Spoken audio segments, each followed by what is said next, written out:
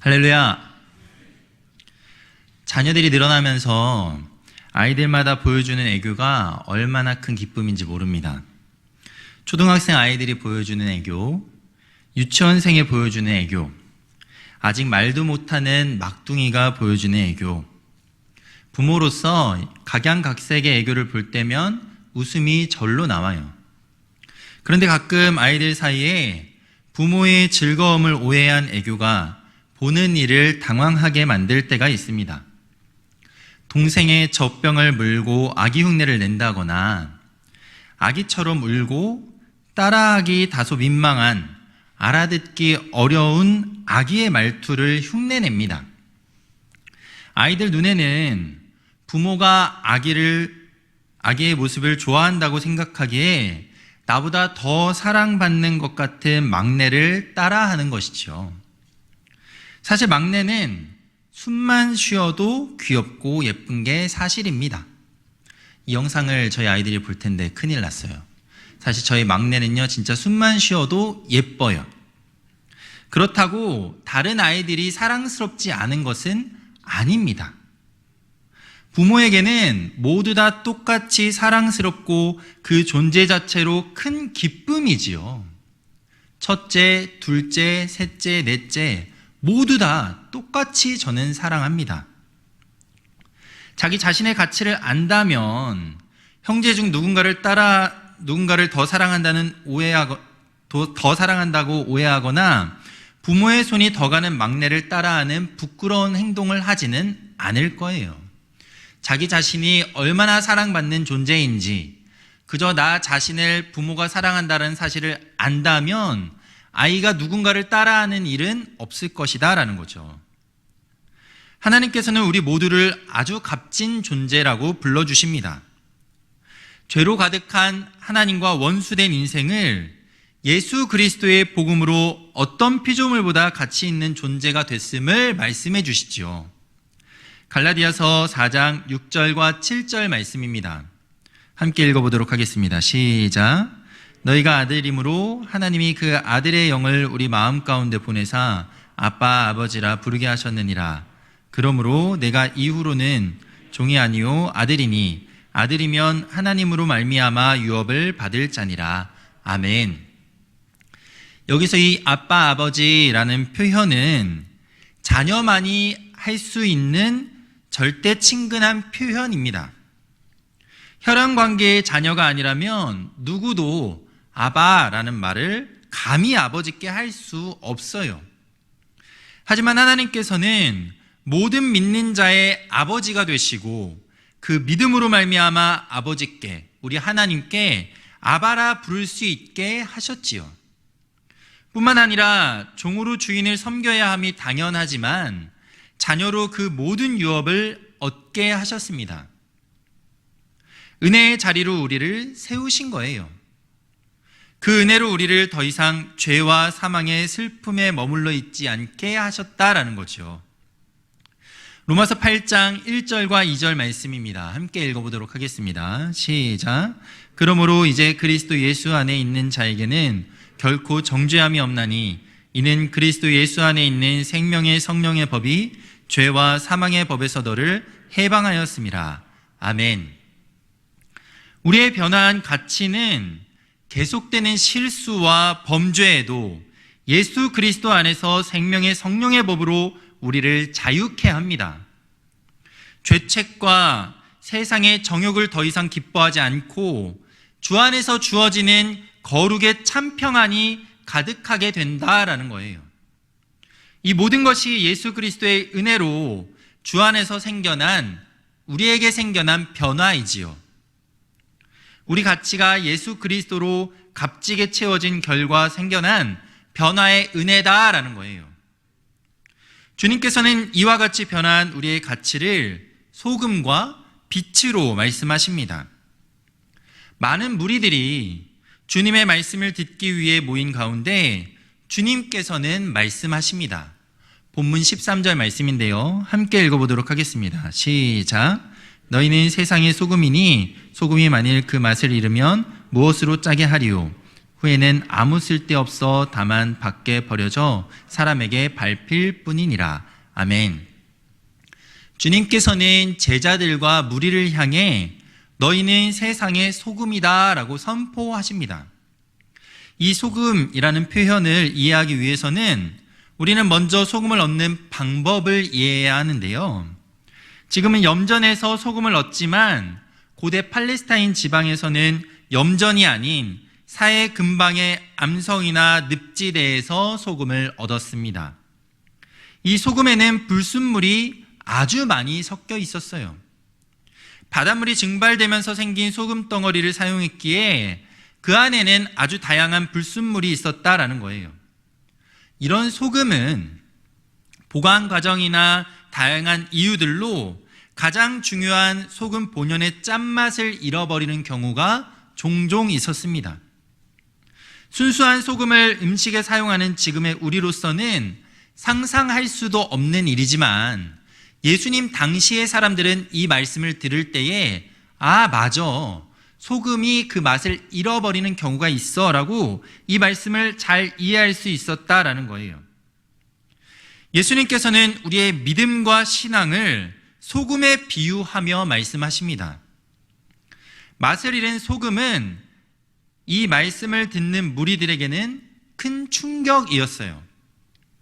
하나님께 선택된 백성이라는 선민 사상은 이스라엘 백성들의 중심이 되는 가치였지요. 이스라엘 백성들에게 가장 큰 자부심이 뭐였습니까? 하나님의 백성이라는 그 가치가 자신들에게는 큰 자랑이었고 자부심이지 않았습니까? 아브라함의 하나님, 이삭의 하나님, 야곱의 하나님이 자신들의 하나님이라는 사실은 그들의 콧대를 높게 만들었지요. 자신들이 아브라함의 후손이다라는 사실이 그들로 하여금 아주 교만하게 만들었다라는 거예요. 그런 우리에게 주님께서는 자신이 선택된 소금 덩어리라고 생각하지만 본연의 짠맛을 잃은 소금은 아무 쓸데없어 밖에 버려져 사람에게 밟힐 것이라고 경고하고 계신 거예요.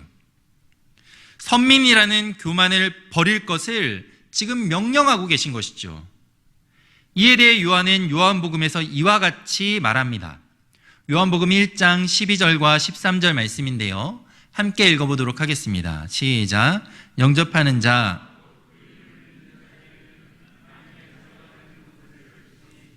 이는 혈통으로나 육정으로나 사람의 뜻으로 나지 아니하고 오직 하나님께로부터 난 자들이니라. 아멘. 소금의 짠맛은 혈통에서 온 것이 아닙니다. 보여지는 육신의 모습을 따라 주어진 것도 아니지요. 그 안에는 사람의 뜻도 없습니다. 오직 하나님의 예정을 따라 성령의 은혜로 주어진 소금의 짠맛이다라는 거예요. 소금의 짠맛은 하나님께로부터 났습니다. 모든 구원을 계획하신 하나님의 뜻을 따라 십자가에서 그 구원을 이루신 예수 그리스도의 순종으로 성령께서 그 영혼에게 믿음으로 역사함으로 말미암아 자녀가 되는 권세로 주어졌지요. 그렇게 우리는 소금의 짠맛을 내는 하나님의 성도들이 됐다라는 거예요. 소금이 됐다라는 거예요. 우리에게 성도의 은혜, 짠맛이 주어졌다라는 거죠. 우리에게 선민사상으로 가득 차 있는 우리에게 이 말씀이 충격이고 도전이라면 오늘 이 말씀을 듣는 우리에게는 큰 은혜입니다. 먼저 하나님께서는 우리를 소금기 잔뜩 머금은 하나님의 소금으로 우리를 택하셨어요. 이에 대해 바울은 에베소서에서 말합니다.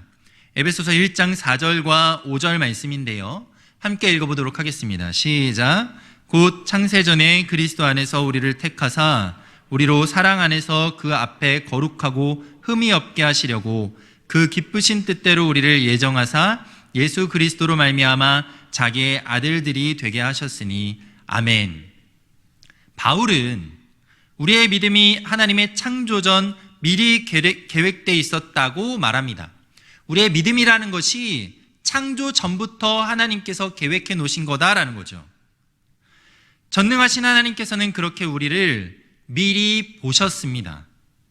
아셨지요. 모든 것이 하나님의 계획 안에 있었다라는 거예요. 내가 처음 교회를 나오게 된 것, 복음을 듣고 진리를 믿게 된 것, 예수 그리스도가 나의 구원자이고 그로 인해 하나님의 자녀가 됐다는 사실, 확신이 날이 갈수록 더욱 선명해지고 분명해지는 것, 오늘 이 시간 그 은혜로 말미암아 함께 모여 기도의 자리 가운데 함께 기도하는 이 모든 것을 하나님께서는 창세전에 보고 아셨다라는 거예요. 이 모든 것이 창세전 하나님의 계획이었다라는 거죠. 그렇게 우리는 짠맛 잔뜩 머금은 하나님의 소금이 되었습니다. 사랑하는 성도 여러분, 여러분은 모두 다 소금이에요. 우리 안에는 복음의 소금이 지금도 믿음으로 충만하게 역사합니다. 그렇기에 13절의 말씀이 선민 사상에 젖어 교만으로 가득한 무리에게는 충격이고 도전이었지만 우리에게는 은혜가 되는 거예요. 우리는 세상의 다른 가치를 부러워할 필요가 없습니다. 우리의 짠맛이 하나님께 기쁨이고 영광이기에 우리는 나를 가치 있게 변화시킨 하나님의 은혜를 따라 그저 짠맛을 내면 될 뿐이에요. 세상의 성공을 갖지 못한다 하더라도 하나님께서는 우리 안에 있는 소금의 짠맛을 보세요. 세상의 불을 갖지 못한다 하더라도 하나님께서는 내 안의 짠맛을 더 기뻐하시고 즐거워하십니다. 바울은 고백합니다. 빌립보서 3장 5절에서 8절 말씀인데요. 제가 읽어드리겠습니다. 나는 8일 만에 할례를 받고 이스라엘 족속이요 베냐민 지파요 히브리인 중에 히브리인이요 율법으로는 바리새인이요 열심으로는 교회를 박해하고 율법에 의로는 흠이 없는 자라. 그러나 무엇이든지 내게 유익하던 것을 내가 그리스도를 위하여 다 해로 여길 뿐더러 또한 모든 것을 해로 여김은 내 주 그리스도 예수를 아는 지식이 가장 고상하기 때문이라. 내가 그를 위하여 모든 것을 잃어버리고 배설물로 여김은 그리스도를 얻고. 아멘. 바울은 유대 사회 속에서 짠맛으로 인정될 가치를 많이 가지고 있었습니다.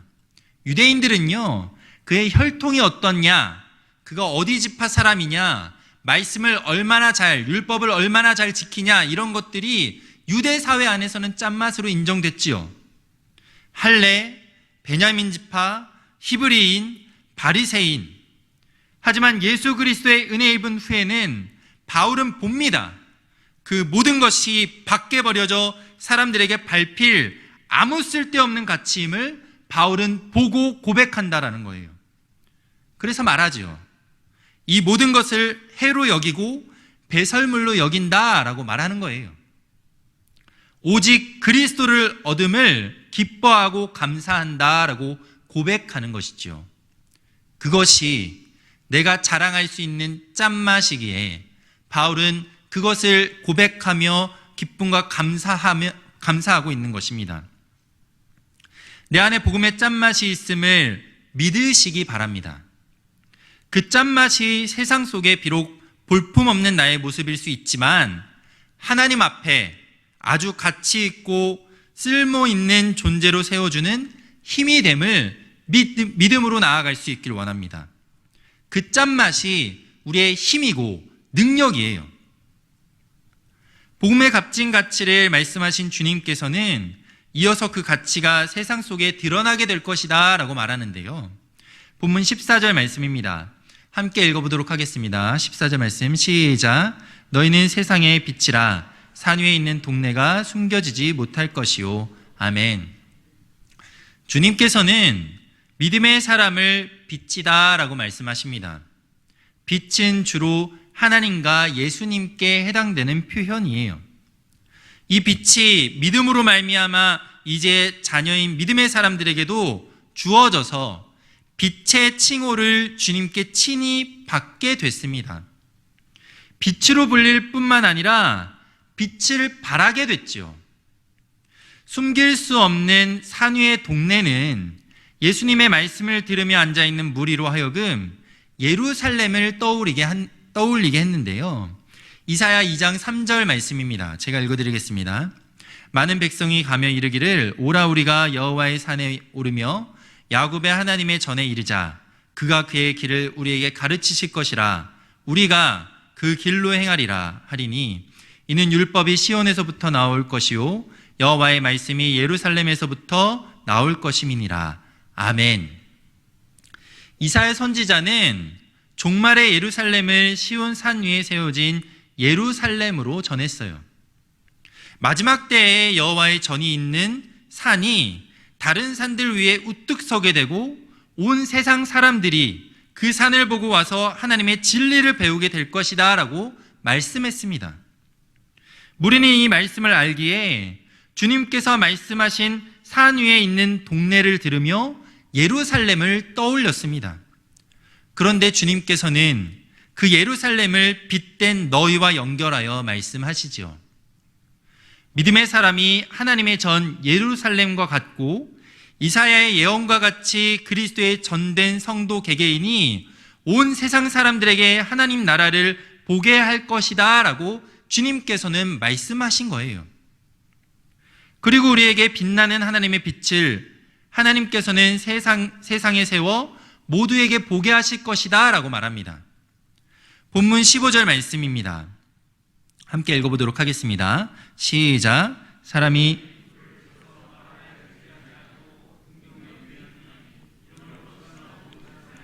비치느니라. 아멘. 여기서 등불은 기름을 태우는 작은 이동식 등잔을 말합니다. 캄캄한 어둠 속에 빛을 밝히기 위해 등불을 켜고 나서 숨기는 것은 아주 어리석은 행동입니다. 불을 밝히기 위해 등불을 켰다면 모두가 잘 볼 수 있는 곳에 등불을 올려놔야 되겠죠. 그 빛이 내가 있는 공간을 밝히고 함께 있는 이들이 볼 수 있도록 가장 좋은 자리에 두는 것이 당연한 행동이에요. 우리에게 주어진 하나님의 빛이 이와 같다라는 것이죠. 하나님께서는 그 빛을 세상에 비추게 하기 위해 우리에게 주셨습니다. 하나님께서 주신 이 빛은 세상을 비추게 할 하나님의 빛이고 하나님은 이 빛으로 하여금 세상을 밝게 하기 위하여 우리에게 빛을 주셨다라는 거예요. 어둠 속에 빛이 쉽게 감춰지지 않는 것처럼 우리에게 주어진 빛도 자연스럽게 세상에 드러날 거예요. 가끔 아이들이 늦은 시간 핸드폰을 할 때가 있어요. 모두 다 자자 하고 불을 껐는데 핸드폰을 더 하고 싶은 마음에 몰래 핸드폰을 할 때가 있습니다. 아무도 모르게 방문을 반쯤 닫고 소리를 끄고 침대에 이불을 뒤집어 쓰고 모두를 속일 만반의 준비를 합니다. 그리고 엄마 아빠가 자기를 귀 기울였다가 자는 것 같으면 핸드폰을 열심히 하죠. 그런데 방불을 다 끄면 어떻습니까? 반쯤 닫은 방문 사이로 빛이 새어나오죠. 캄캄한 어둠이 내려앉은 불 꺼진 집에서는 그 빛이 더 도드라져 보여요. 뿐만 아니라 그 빛을 따라가 보면 이불의 예쁜 그림들이 핸드폰이 내뿜는 빛과 하나가 되어서 멋진 조명이 되어 있는 것을 볼 때가 있습니다. 문도 이불도 빛을 막기에는 역부족이에요. 우리에게 주어진 하나님의 빛이 이와 같습니다. 하나님께서는 하나님의 빛을 우리에게 주셨는데 이 빛은 세상 무엇도 막을 수 없다라는 것이죠. 주님께서는 마지막으로 말씀하십니다. 16절 말씀인데요. 함께 읽어보도록 하겠습니다. 시작. 이같이 너희 빛이 사람 앞에 비치게 하여 그들로 너희 착한 행실을 보고 하늘에 계신 너희 아버지께 영광을 돌리게 하라. 아멘. 주님은 무엇도 감출 수 없는 하나님의 빛을 사람들에게 비추라라고 명령하십니다. 그리고 그 빛이 착한 행실이다라고 설명해 주시죠. 이 착한 행실은 선한 생활 양식을 말하는데요. 도덕적으로 바른 모습과 성실의 모습을 의미해요. 예수 그리스도를 믿는 것은 복음의 지혜를 듣고 깨닫고 믿는 믿음의 영역만을 가리키지 않는다라는 거예요. 오히려 그 믿음은 한 개인의 삶 전부를 바꿔놓는 힘과 능력이 되지요. 그래서 믿음은 폭력을 끊게 만듭니다. 거짓을 끊게 만들지요. 탐욕과 욕망을 끊게 만들어요. 세상의 가치의 즐거움을 한순간 두렵고 떨리는 마음으로 멀리하게 만들어버립니다. 이제껏 따르던 모든 가치의 중심을 하나님으로 바꾸고 착한 행실로 우리의 삶의 자리에서, 신앙의 자리에서 빛을 발하게 한다라는 거예요. 이 말씀을 현실로 실현한 모습이 사도행전에 기록되어 있습니다. 사도행전 2장 44절에서 47절 말씀인데요. 함께 읽어보도록 하겠습니다. 시작. 믿는 사람이 다 함께 있어 모든 물건을 서로 통용하고 또 재산과 소유를 팔아 각 사람의 필요를 따라 나눠주며 날마다 마음을 같이하여 성전에 모이기를 힘쓰고 집에서 떡을 떼며 기쁨과 순전한 마음으로 음식을 먹고 하나님을 찬미하며 또 온 백성에게 칭송을 받으니 주께서 구원받는 사람을 날마다 더하게 하시니라. 아멘.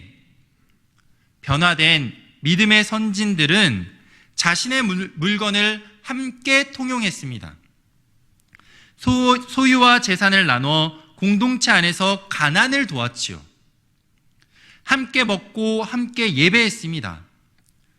지금뿐만 아니라 고대 시대에도 개인의 재산은 너무나도 중요했어요. 당장 나의 가치를 드러내고 나와 가정을 보호하는 힘이기에 내 것을 통용한다라는 것은 불가능에 가까운 일이었습니다. 내 것을 팔아 나누는 것은 열심히 일하고 아껴 모은 사람들에게는 부당한 처사로 느껴질 수도 있지요. 하지만 사도행전 2장 속 믿음의 사람들은 그런 세상의 가르침을 모두 무시했습니다. 세상에 가치 있는 사람들의 생각을 뒤엎어버렸지요. 절대 불가능해 보이는 일을 서로 행하며 변화된 성도의 모습을 모범으로 보여줬다라는 거예요. 말씀은 그 모습이 온 백성에게 칭송을 받고 주께서 구원받는 사람을 날마다 더하게 하셨다라고 말해 줍니다. 우리가 바라는 착한 행실에 하나님의 빛이 하늘에 계신 우리 아버지께 영광 돌리게 하는 능력이 됨을 현실 속에서 입증한 거예요. 사랑하는 성도 여러분, 내 안의 짠맛을 세상 속에 마음껏 드러낼 수 있길 원합니다. 우리는 모두 다 짠맛을 내는 소금이에요. 우리는 빛이지요. 전도가 힘들고 어렵다 하지만 세상이 어두워지면 질수록 우리 안에 주어진 예수 그리스도의 복음의 빛은 세상에 더욱 밝게 빛나게 될 것입니다. 세상은 우리의 빛을 더 온전히 보게 될 거예요. 나의 유익이 아닌 하나님의 영광을 바라보며 착한 행실로 빛을 발할 수 있길 원합니다. 주변에 있는 많은 이들이 그 착한 행실을 보고 그 빛으로 말미암아 아버지께로 돌아올 수 있도록 함께 빛된 우리의 사명들을 감당할 수 있길 원해요. 최근 정형외과 치료를 받은 적이 있습니다. 다리를 다쳐서 치료를 받았는데요. 같은 곳을 몇 번 다친 적이 있어서 대수롭지 않게 병원을 방문했어요. 근데 의사 선생님이 아주 나이 많은 분이었는데요. 저를 앞에 두고 수술을 이야기하며 큰 겁을 줬습니다. 얼마나 놀랐는지 몰라요.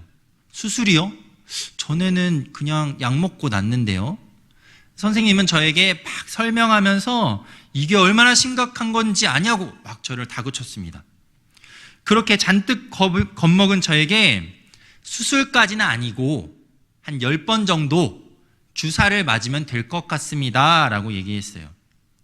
순간 제 머릿속에는 처음 다쳐본 것도 아니고 다른 데서는 약만 먹고 잘 회복됐는데 의사 선생님이 나를 속여서 돈 벌려고 하는 거 아니야? 라는 의심의 마음이 들었습니다. 그럴 수 있잖아요. 비슷한 경험을 한 친구들에게 경험을 물어보며 속는 건 아닌지 의심에 또 의심을 했습니다. 의심하는 저를 저를 의사 선생님이 보고는 그 의심의 마음을 알았나 봐요.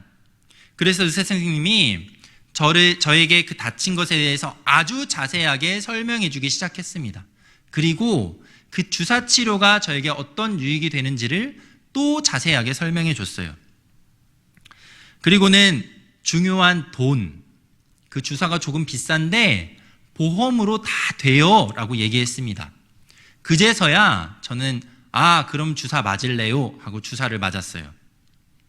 이 경험이 전도와 아주 많이 닮아 있음을 보게 됩니다. 우리는 인생에 가장 필요한 복음의 처방을 우리 주변에 있는 불신자들에게 하지요. 그런데 반응이 어떤가요? 의사의 권유를 의심했던 저와 같이 우리가 전하는 그 좋은 복음을 주변에 있는 사람들은 의심합니다. 거부하지요. 그 가치를 모르기에 구원의 은혜를 발로 차버려요. 그 모습이 얼마나 답답하고 안타까운지 모릅니다. 그럼에도 불구하고 우리는 기억해야 합니다. 지금은 의심의 눈으로 우리를 보지만 우리가 전하는 복음의 능력이 참이기에 그 복음이 진짜이고 진짜 진리이기에 결국 변함없는 복음을 그들이 믿게 될 것이다라는 사실을 우리가 바라보며 하나님을 붙들고 계속해서 복음을 전해야 할 수 있다라는 거예요. 우리에게 역사하신 성령께서 그 영혼에게 믿음으로 역사하실 것임을 믿고 바라보고 나아가야 합니다. 우리가 바라는 빛이 어둠을 밝게 비추는 능력이 될 거예요. 돌아오는 주일 새생명 축제의 자리가 의심이 믿음으로 변하는 기쁨의 자리가 될 수 있기를 원합니다. 하나님 앞에 11월 21일이 김포제일교회 새생명 축제의 자리가 사도행전 2장 47절의 말씀처럼 복음의 짠맛을 내는 김포제일교회 성도들의 빛이 하나님을 찬미하며 온 백성에게 칭송을 받으니 주께서 구원받는 사람을 더하게 하셨다라고 기록될 수 있기를 원해요. 우리의 빛이 오늘도 세상 가운데 죽어가는 자들에게 잘 전해져서 생명이 되고 그들을 살리는 능력이 될 것입니다. 이 시간 우리가 함께 그 한 영혼을 바라보고 하나님의 역사를 기대하며 말씀 기억하며 기도하기를 원합니다.